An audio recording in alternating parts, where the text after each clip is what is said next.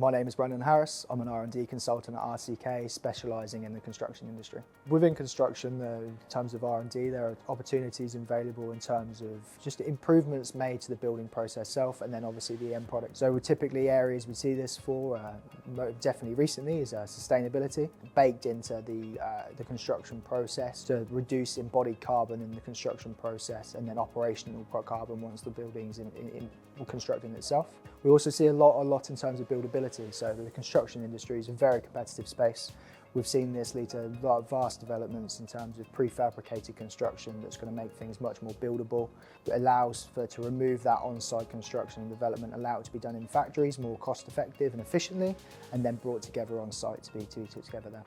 So in terms of cost within construction, so staff costs, subcontractor costs, externally provided workers, consumable materials, and obviously software. Time that's gone into constructing and developing these innovative solutions and making it work on site and making sure it is feasible in practice. And we're looking at a lot of different sort of professions and expertise coming together into one construction.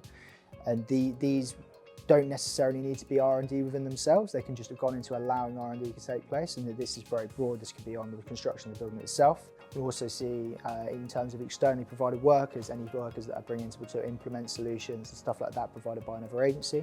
In terms of consumables, within R&D, we're typically looking at prototyping. It would be a bit of a push to make a prototype building in itself for obvious reasons. However, any waste materials in terms of aggregate, sort of concrete, building materials, and then finally on software, there's plenty of different facets of technical software used in the construction process in terms of building modelling, structural modelling, and making sure things are going to work before you ever even put them into place physically. So in terms of projects I've worked on recently, and very interesting projects, myself, I'm really interested in heritage buildings and fantastic old buildings we're encouraged to protect and restore. Recently I spoke to a client about a church where its roof had originally been built using the infrastructure of an old ship, but at the same time the building has to be safe to inhabit. So there was a lot of R&D activity in this respect into making this building work while keeping that initial interesting architecture with the components of the ship and still making it keep that heritage feel to it in its essence. So in terms of the construction industry going forward, I personally see a lot of work on the sustainability side of things. Historically has potentially been quite vast in its production of carbon.